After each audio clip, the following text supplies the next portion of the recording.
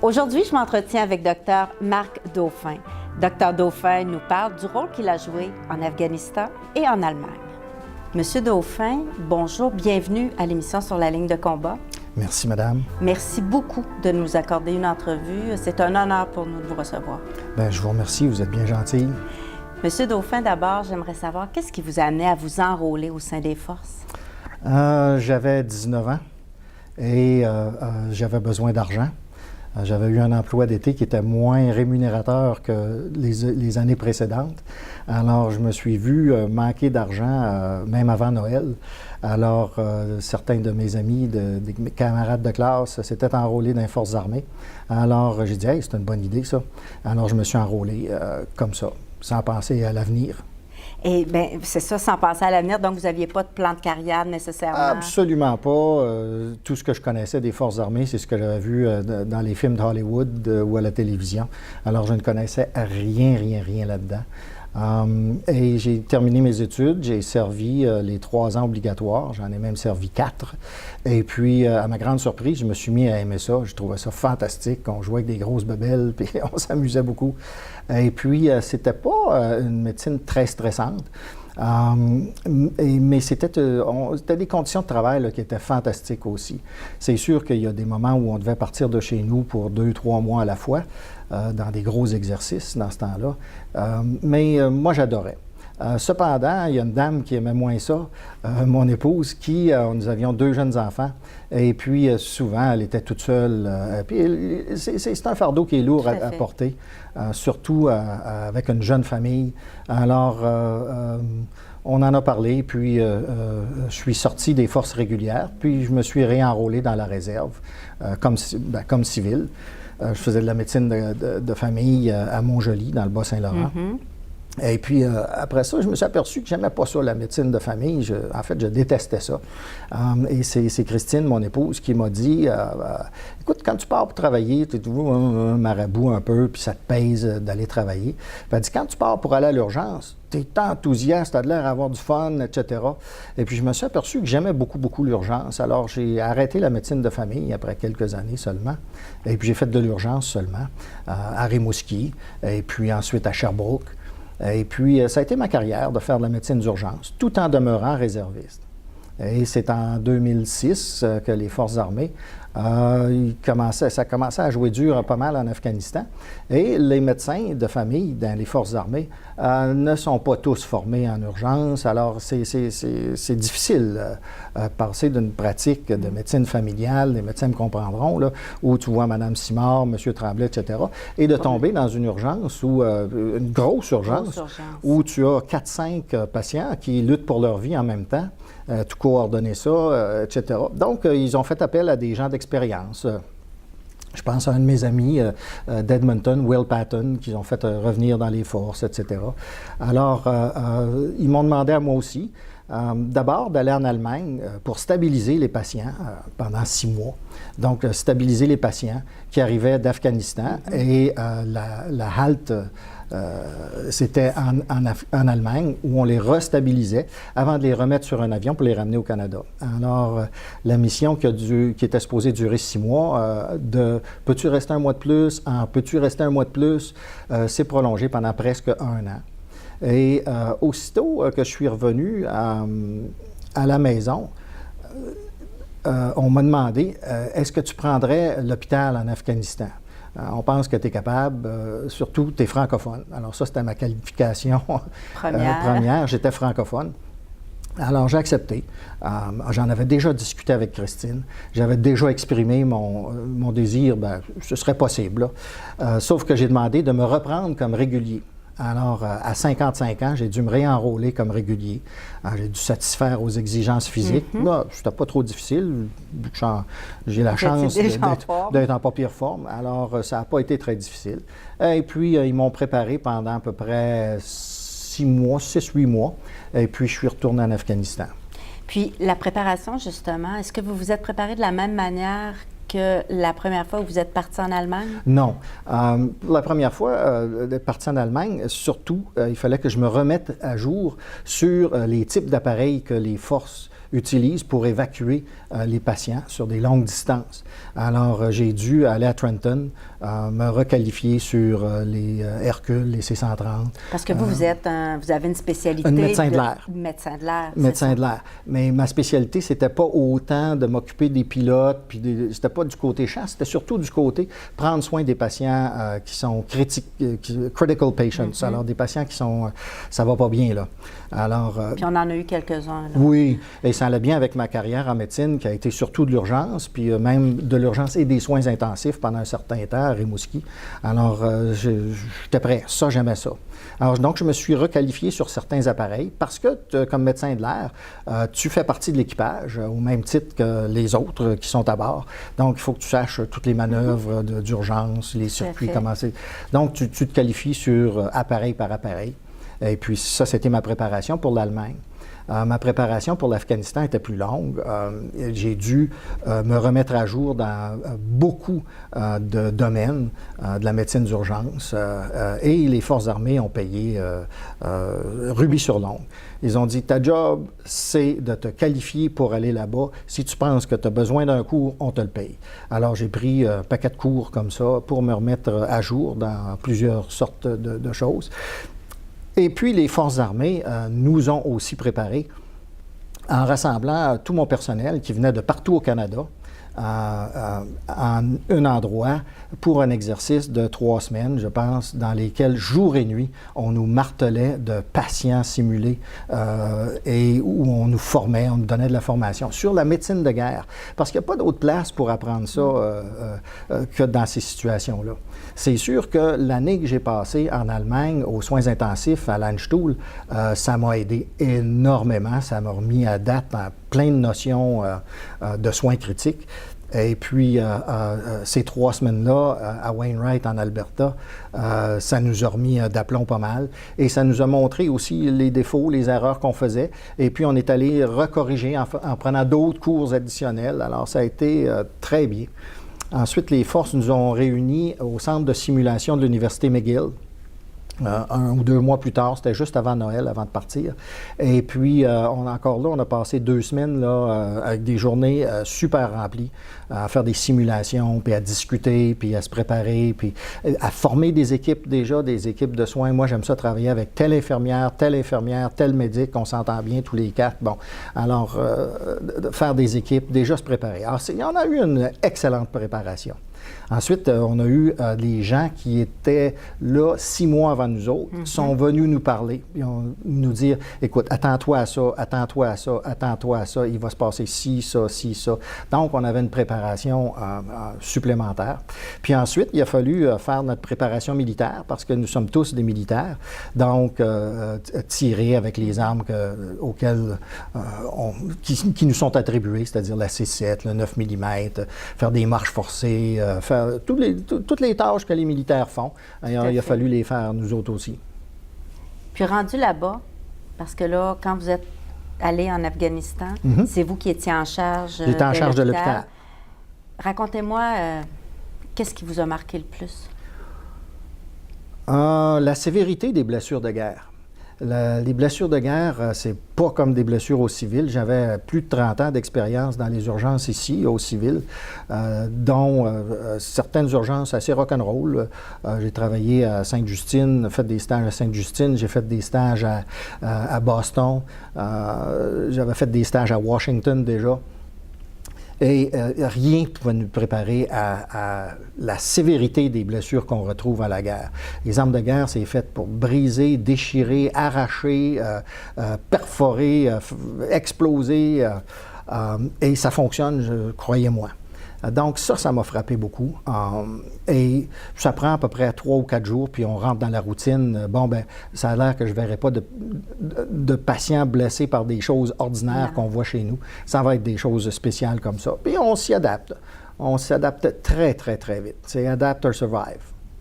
Puis vous, votre équipe, c'est-à-dire vous preniez soin de votre équipe, mais comment on prend soin de soi dans des périodes comme ça? Bien, les autres équipes, parce que ce sont des rotos, hein, c'est des équipes qui vont pour 6 mois, puis après ça remplacées par une autre équipe, par une autre équipe, par une autre équipe. Nous étions la dernière roto canadienne, c'est-à-dire canadienne en charge de l'hôpital. Il y a eu d'autres petites rotos dans l'hôpital de Canadiens, mais c'était les Américains qui étaient en charge. Alors moi, j'avais à peu près 40 de mon personnel qui était canadien, à peu près 40 qui étaient américains, de la marine et de l'armée, et à peu près 20 là, qui étaient des autres nationalités, c'est-à-dire des Hollandais, des Danois, des Russes, Ukrainiens, pas Ukrainiens, excusez, des Roumains, etc. Là. Et puis, les autres rotos avant nous, ils avaient des sessions de débriefing quand ils arrivaient après 4, 5, 6 blessés ou 7, 8, 10 blessés à la fois. Là. Ils pouvaient faire du débriefing. Nous, malheureusement, nous n'avions pas le temps. C'était, tu as eu tes 10 blessés, parfait, on t'en envoie 7 autres. Puis après ces 7 autres-là, envoie donc ton personnel. Tu sais, j'envoie mon personnel se reposer là, parce que je vais en avoir besoin tantôt. Il va en arriver 5 autres dans 2-3 heures. Donc, on n'a pas eu le temps de débriefing ou etc. Donc, quand c'était plus tranquille, ce que je faisais, je marchais beaucoup. Je me promenais dans l'hôpital, puis j'allais voir tous mes départements, puis je faisais des jokes. Et comme ça, en sachant, tu apprends à connaître ton monde. Un tel, il rit moins ce matin. Là. Qu'est-ce qui se passe? T'sais? Ou je parlais à mon sergent-major, j'ai vu caporal un tel, là, puis ça n'a pas l'air affilé. Il dit, ouais, je l'ai vu aussi, je vais aller la voir, puis on va jaser ensemble, etc. Donc, j'avais beaucoup, beaucoup d'aide de mon sergent-major qui était, avec lequel on était comme ça. C'est important d'avoir des belles relations. Là. Puis moi, ben, je ne m'occupais pas tellement de moi, dans le sens que je suis habitué, comme urgentologue, à ne pas donner prise à mes émotions. Il y en a eu quand même, mais tu les enterres, et puis tu dis, ben, quand je reviendrai, là, on dealera avec ça. Ouais, c'est ça. Ma boîte était pas mal grosse, puis elle était pas mal pleine quand je suis revenu. Fait que... Quand on revient, est-ce qu'on se rend compte qu'on a changé? Probablement parce que c'est nous qui sommes normaux, mais tout le reste de la société n'est pas normal. Écouter les nouvelles, ça prend quelques semaines avant d'être capable d'écouter les nouvelles, parce que tu te fâches. C'est qui ont à se plaindre? De quoi ils se plaignent, ces gens-là? Ils sont bien niaiseux. C'est get a life, trouvez-vous une vie, trouvez-vous quelque chose à faire dans la vie au lieu de vous plaindre. Alors, des choses comme ça. Des choses comme l'hypervigilance. Tu surveilles les paquets sur le bord de la route, tu surveilles les choses sur la rue, des choses comme ça. Tu évites les endroits publics. Ça m'a pris quelques mois avant d'être capable d'aller dans le public. Je pense 3 ou 4 jours après être revenu, je suis allé à une partie de football. C'était pas plaisant. Ça a été à Noël après ça, avant que je puisse aller au cinéma. Donc, ça prend un certain temps à se réhabituer. Puis il faut se donner le droit aussi oui, de vivre ça. Oui, et le tempérament, peut-être un petit peu plus, à la fois plus prime, c'est-à-dire, voyons donc, c'est que tu as à te plaindre, ou complètement indifférent. Tout va bien, puis... On s'en fout. Ah, tiens, regardons ça. La maison vient de s'écrouler avec du monde dedans. Ah, OK. Alors, donc, un mélange des deux un peu. Et puis, un peu de retrait. On est bien avec soi. On est bien avec ses chums. À peu près 2 mois avant de partir de là-bas, donc mes 2 derniers mois, j'ai toussé. J'avais fait une couple de missions en hélicoptère, puis là, tu en respires de la poussière, parce que l'hélicoptère, quand il se pose, la poussière élève.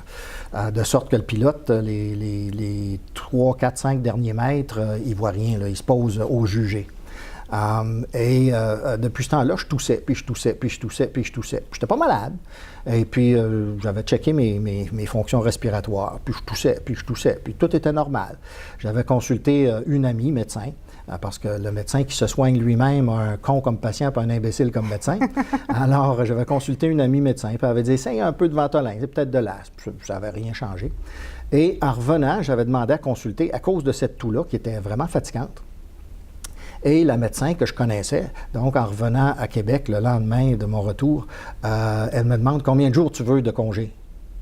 J'en veux pas de congé. Hey, je vais être avec mes chums, moi. Je vais être avec mes chums qui s'habillent comme moi en vert. Puis non, je veux pas de congé. Là. Je me refondre à la maison en faisant. Non, il n'y en a pas question. Alors, on est un peu comme ça là, quand on revient. Fait que c'est une réhabilitation. Au début, ça va bien, mais à un moment donné, les cauchemars viennent, puis là, les coups de pied partent. Ma pauvre épouse a eu des coups de pied, des coups de poing. Donc, on fait plus chambre à part pour éviter ça. Tendance à boire plus aussi pour engourdir les esprits. Alors, c'est comme ça quand on revient. Puis, vous, dans le fond, ça fait combien d'années que vous êtes revenu, que vous avez vécu cette période-là? 2009, alors on est en 17, ça fait presque 8 ans. Ouais. Il y a 8 ans, j'étais là-bas, là, encore. J'étais là-bas, là. On était dans le gros, là. Parce qu'au mois de juillet puis au mois d'août 2009, là, mes Américains qui, eux, travaillaient dans le civil, là, dans les pires centres de trauma aux États-Unis, les plus gros centres de trauma aux États-Unis, dont celui-là, je pense, qui est au Maryland, là, qui couvre 4 États. Ils m'ont dit, écoute, Marc, ça se peut qu'on soit parmi les plus occupés de la Terre à l'heure actuelle, des plus gros centres de trauma de la Terre. Alors, hein, c'est cool, hein, puis on s'en tire bien, tu sais, on est bon, tu sais. Oui, parce que vous avez d'ailleurs été honoré pour votre travail en Afghanistan. C'est ça. Ils m'ont donné la médaille du service méritoire. Et le Canada a reçu une récompense. Le service de santé royal canadien a reçu une récompense de l'OTAN. Le prix, je ne me rappelle pas, c'est le nom d'un médecin de Napoléon. Parce que nous sommes le centre hospitalier qui a eu le plus haut taux de survie de toute l'histoire. Que ce soit un centre hospitalier civil ou militaire, de n'importe quelle guerre, de toute l'histoire. Si vous entriez avec un cœur qui battait, vous aviez 97 % de chances d'en sortir vivant. Alors, c'est vraiment quelque chose d'exceptionnel. Le prix Dominique-Jean Larrey. Alors, c'est un médecin de Napoléon. Je ne suis pas un grand fan de Napoléon, mais son médecin, c'était peut-être un bon gars. Maintenant, vous me parliez tantôt de ce que vous viviez là-bas, en Afghanistan. Est-ce qu'il y a une petite fille qui est arrivée avec c'est-à-dire son père est arrivé avec sa petite fille? Est-ce que vous y pensez encore à cette petite fille-là, des fois? On pense à tous les enfants. Hein? On avait beaucoup d'enfants parce qu'on s'occupait aussi des civils afghans qui étaient blessés par la guerre, et dont beaucoup d'enfants. Hein? Eux autres, il n'y a pas de terrain de jeu, il n'y a pas de parc, les routes ne sont pas pavées, il n'y a pas de lampadaire dehors. Comme disait un de mes amis fantassins, écoute, c'est comme se battre dans le temps de Jésus. Alors, les gens se promènent à dos down, ils tirent les ânes tirent des charrettes, etc. Tout le monde s'en va à pied sur le bord de la route, etc. Alors, les enfants n'ont pas de jeu ni de jouets comme tel, alors ils jouent avec ce qu'ils trouvent. Des fois, ils trouvent des grenades, des fois, ils trouvent des obus. Une fois, je me rappelle d'un de mes amis, Martin Bédard, qui était adjoint médecin, qui est encore adjoint médecin, qui était dans une FOB, ce qu'on appelle une base avancée. Il était aux prises avec 6 petits-enfants qui avaient mangé parce qu'ils ne sont pas tous bien nourris là-bas. Hein, il y a de la faim aussi. Les talibans sont bien nourris, mais pas les gens ordinaires. Alors, les enfants avaient trouvé des explosifs comme du plastique, là, et ils avaient mangé ça. Et ils étaient tous en train d'arrêter de respirer un par un. Puis là, ils disaient, qu'est-ce qu'on fait? Alors moi, sur un autre téléphone, j'étais au téléphone avec le Canada. Puis savez-vous qu'est-ce que ça fait quand on mange du plastique ou du C4? Alors personne ne savait, parce qu'il n'y a personne qui mange de ça ici. Donc, c'est un empoisonnement. C'était quelque chose que personne ne connaissait. Fait que là, de l'autre, je l'entendais dire, attends un peu, il faut que je te laisse, il va venir intuber un autre. OK, c'est beau. Puis là, je jasais avec le Canada, puis... Alors, on voit toutes sortes de choses là-bas. Donc, oui, je pense aux enfants. Je pense beaucoup aux enfants. J'ai même écrit dans un livre un chapitre dans lequel j'avais rencontré le regard d'un enfant. Et puis, je me disais, qu'est-ce qu'ils pensent de nous autres? Qu'est-ce qu'ils pensent de ces bonnes femmes-là qui ne mettent pas de voile quand ils sortent dehors, qui sentent bon, qui sont bien colleuses de petits-enfants, de ces gars-là qui se rasent tous les jours, qui ne s'habillent pas comme eux autres, qui ont tellement de stock que c'est presque des miracles. Je me rappelle d'un papa dont le fils avait le bras tout noir parce qu'il l'avait perdu, puis les Afghans avaient essayé de le rattacher à l'hôpital civil. Puis il était venu nous voir pour nous demander de faire quelque chose avec le bras de son fils. Alors, techniquement, je ne devais pas le prendre, fait que j'ai hésité un peu. Puis pendant que j'hésitais, le monsieur, lui, pensait que j'hésitais à recoudre, remplacer le bras de son enfant. Puis là, quand j'ai dit « OK, on va le prendre », j'ai expliqué, la première chose, là, son bras, on l'enlève. Alors, le monsieur m'avait dit, mais si ça peut aider, vous pouvez prendre le mien pour le mettre à sa place. T'sais. Alors, les gens n'ont aucune notion de ce qu'on fait, là. Ils pensent qu'on fait des miracles, qu'on fait tout ce qu'on veut. Alors, c'est assez spécial. Parce que vous étiez des sauveurs, à la limite, là, pour eux. Là. Oui, pour eux autres, oui. Alors, vous avez écrit plusieurs livres. Oui. Est-ce que pour vous, c'était un exutoire? C'était une façon de libérer ce que vous aviez vécu? Probablement. Vous savez, je n'ai pas tendance beaucoup à m'auto-analyser. Les gars, on est comme ça. On a deux émotions. On file ou on ne file pas. Comme une psychologue m'a déjà dit, on va essayer de rentrer en dedans de vous, M. Dauphin, pour voir comment est-ce que vous vous sentez, etc. Puis elle a arrêté sa phrase, puis elle a dit « Si ça vous intéresse, bien naturellement. » Alors, c'était bien envoyé. Et probablement que ça m'a aidé à décrire ça. Je sais que quand j'ai commencé à l'écrire, puis que je le soumettais à la lecture, surtout de mon épouse, parce qu'on est co-auteurs ensemble sur une série de romans, elle me disait « C'est pas toi, c'est pas comme d'habitude. » Puis finalement, c'est mon garçon, mon fils aîné, parce que je l'écrivais en anglais au début, parce que je pensais que ça n'intéresserait pas les Québécois. Pour moi, les Québécois, ils étaient tous comme une certaine élite autoproclamée montréalaise des médias. Et donc, dans ma tête, le Québec au complet était comme eux autres. Vous avez eu des belles surprises. J'ai eu des belles surprises quand ça a été traduit en français, effectivement.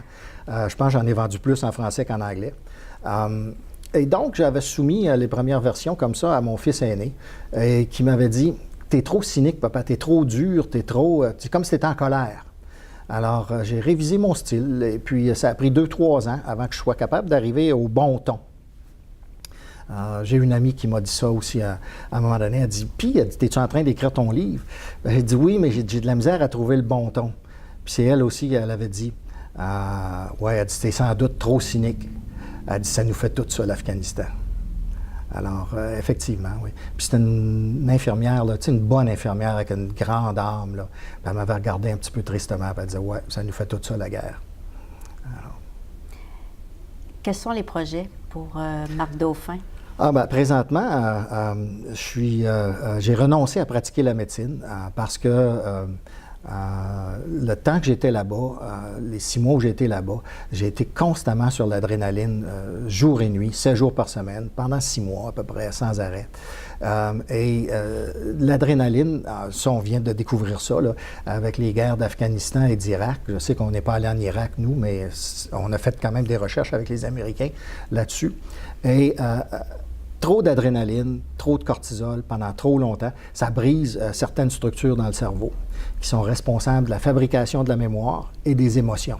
Et c'est ce qu'aujourd'hui on appelle un stress post-traumatique, qui diffère du stress post-traumatique civil, où j'ai eu des patientes, quand je pratiquais au civil, par exemple, la caissière qui se fait accoter le couteau sur la gorge puis traîner en arrière avant de se faire voler ou autre chose. Donc, c'est un événement, il est très précis, c'est un événement traumatisant, etc. Mais nous, on a été exposés à plusieurs événements violents, traumatiques, etc. Mais notre vie... oui, a été menacé à quelques reprises, et on a passé proche d'y passer quelques-uns d'entre nous à quelques reprises, mais ce n'est pas un stress post-traumatique là, classique, là, comme on voit là, dans le civil. Donc, ça a été dur à accepter, et le fait que j'avais de la misère à me former des nouveaux souvenirs. Tantôt, vous m'avez demandé ce que j'avais mangé au petit déjeuner, puis il a fallu que je me concentre en sifflette pour vous répondre. Pourtant, ça fait juste quelques heures. Donc, je ne me voyais pas pratiquer la médecine. Je me trouvais peut-être un peu dangereux. Alors, j'en ai parlé avec un de mes amis ça donne être le président du Collège des médecins. Puis il m'a dit, non, tu fais bien, on va te donner une licence restreinte. C'est-à-dire que tu peux travailler dans des dossiers médicaux, tu peux faire des choses comme ça, mais pas de contact avec les patients. Fait que je suis comme ça. Donc, l'avenir se compose terminé la série de romans que j'ai commencé avec mon épouse. Il y en a 3 publiés, il en reste 4 à publier. Je suis en train de renouer avec la peinture, donc j'apprends tout le temps. Je pense que tout le monde, tous les créateurs apprennent quotidiennement. Et puis j'ai de la musique aussi que je veux écrire. Alors, des choses comme ça. Dans ma recherche d'adrénaline, j'ai essayé la politique. Je me suis présenté aux élections de 2015 comme conservateur dans un comté qui est très socialiste. Alors, ça a été très intéressant, par exemple. Ça m'a fait rencontrer un paquet de gens très intéressants et vraiment, j'ai bien aimé ça. Maintenant, je ne suis pas un politicien. J'ai trop de balance, je vois trop la vie en gris et non en blanc ou noir. Je disais, bon, ben, un tel, même s'il n'est pas de mon parti politique, là, c'est bon ce qu'il fait.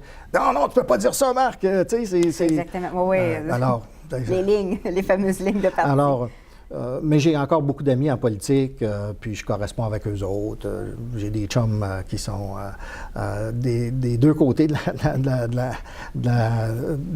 la Chambre des communes. Alors ça, c'est intéressant aussi. Donc, je m'intéresse beaucoup à l'économie, je m'intéresse beaucoup aux événements qui se produisent présentement. Je suis coprésident, directeur général d'une compagnie de renseignements médicaux pour les soins à apporter aux gens qui ont été victimes d'armes chimiques, bactériologiques, radiologiques ou nucléaires. Donc, je travaille un peu là-dedans. Cette compagnie-là a formé un organisme sans but lucratif qui s'appelle Up Body Check ou Opération Compagnon d'armes, pour venir en aide aux itinérants qui sont des vétérans. Absolument. Donc, on essaye de les aider avec ça. Alors, je suis passablement occupé. Puis, je m'occupe aussi des vétérans qui ont des problèmes avec Anciens combattants Canada, parce que j'avais une expérience dans le civil de médecine un peu légale, c'est-à-dire compagnie d'assurance, CSST, Société d'assurance automobile du Québec, etc. Donc, je m'occupe encore de ça. Je donne moins là, maintenant, mais je donne encore des conférences, par exemple, des organismes policiers, des organismes municipaux. La ville de Longueuil m'a demandé à quelques reprises d'aller leur donner des conférences sur la résilience ou sur ce qu'on a fait en Afghanistan. Je m'adresse à des unités militaires aussi, des fois. J'ai fait un peu de formation aussi en médecine de l'air, donc comme civil, là, mais pour aller aider à former les prochains médecins de l'air. Donc, je m'occupe. Vous êtes encore bien occupé, oui. En terminant, si vous aviez un message à livrer à nos vétérans qui sont chez eux, qui souffrent d'isolement ou qui n'ont pas accepté leur situation. Je leur dirais, « Hey, la gang, ouais, toi, buddy, ou toi, madame, il n'y a pas de petit switch qui s'active dans notre cerveau pour dire « Hey, tu souffres d'un stress post-traumatique ». On ne se réveille pas un matin pour dire « Hey, je souffre d'un stress post-traumatique ». C'est pas comme de la fièvre. De la fièvre, c'est tu te réveilles un matin et tu dis « Mon Dieu, je pense que je fais de la fièvre ». Mais il n'y a pas de petit switch dans notre cerveau pour le stress post-traumatique. Et c'est seulement quand on s'aperçoit qu'on a moins de fun dans la vie, qu'on cherche à s'isoler, qu'on fait des accès de colère ou qu'on consomme trop, soit de l'alcool, soit des drogues, puis que ça va pas, là. C'est là qu'il faut demander de l'aide, puis c'est là qu'il faut commencer à aller voir nos chums. Première chose, demandez à vos chums. Demandez-moi, vous pouvez me retrouver sur Facebook. Donc, il n'y a pas de problème, on va tous s'aider. Je suis dans la Légion royale canadienne aussi. Pourquoi? Parce que c'est le seul organisme qui est mandaté par le gouvernement fédéral pour s'occuper des vétérans et parler en leur nom au gouvernement. Donc, ça nous ouvre une porte légale pour aller confronter directement les anciens combattants. Et je continue toujours à travailler pour les anciens combattants. Évidemment, quand c'était les conservateurs qui étaient au pouvoir, j'avais mes accès au ministre des anciens combattants, M. O'Toole. Maintenant, là, ce n'est plus possible. Mais je veux quand même être capable de rejoindre M. Hare. On va jaser ensemble. Comme j'ai pu jaser avec M. Sajjan, le ministre de la Défense nationale, à propos de certains sujets. Fait que non, j'ai encore mes entrées là-bas. Monsieur Dauphin, merci encore. Ça a été vraiment très intéressant de discuter avec vous. Dominique, je vous remercie beaucoup pour l'invitation et puis j'espère que ça peut aider des gens. J'en suis persuadée. Merci. Merci à vous.